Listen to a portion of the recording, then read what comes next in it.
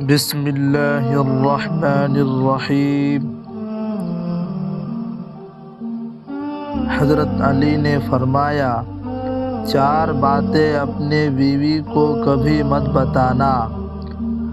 کبھی بیوی کے سامنے رونا مت، چاہے کتنی بھی تکلیف ہو، کتنی بھی پریشانی ہو، چاہے اندر سے کتنے ہی ٹوٹ چکے ہو، لیکن بیوی کے سامنے کبھی آنسو مت بہانا، ورنہ ساری زندگی تمہاری بیوی یہی سمجھے گی یہ مرد بہت کمزور ہے، اپنے جذبات پر قابو نہیں پا سکتا، چھوٹی چھوٹی چیزوں پہ اداس ہو جاتا ہے، لہذا وہ تمہیں کمزور سمجھنا شروع کر دے گی۔ بیوی کے سامنے اس کے گھر والوں کی برائی مت کرنا، کیونکہ ایک عورت جب شادی کرتی ہے تو وہ اپنا گھر چھوڑ کر آتی ہے، لیکن اپنے ماں باپ کبھی کوئی نہیں چھوڑ سکتا۔ عورت کو کبھی بھی اپنی کمائی مت بتانا، کیونکہ ایک مرد کو ہی پتہ ہوتا ہے کہ گھر کس طرح چلانا ہے، سب کے خرچے کس طرح پورے کرنے ہیں۔ ہاں، عورت کو اس کا خرچ ضرور دے، اس کی ضروریات کا خیال رکھے۔ اپنی بیوی کے سامنے کبھی اپنے گھر والوں کی برائی مت کرنا، کیونکہ اس طرح تم خود ہی اس کی نظر میں اپنی عزت ختم کر دو گے۔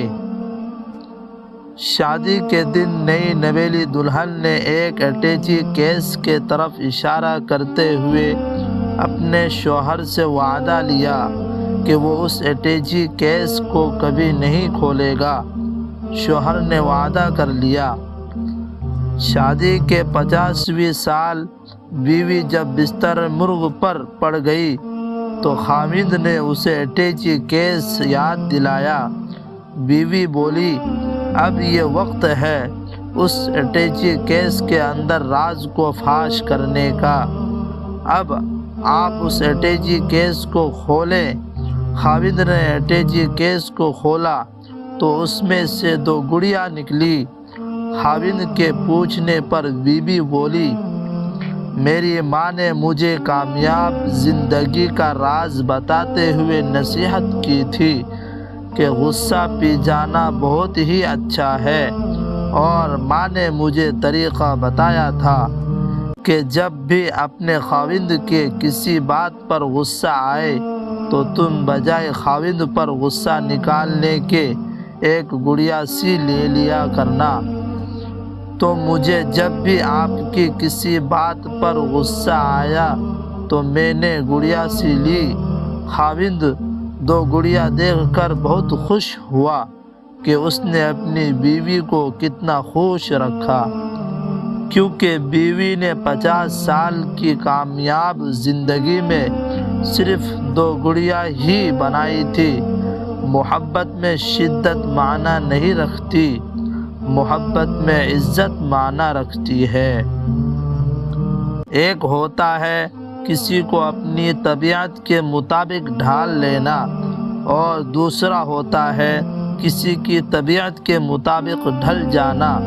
ان دونوں پہلوؤں میں انداز نرمی اور محبت والا ہو تو تب بھی رشتے بنتے ہیں، ورنہ جھگڑوں کے سوا کچھ حاصل نہیں ہوتا۔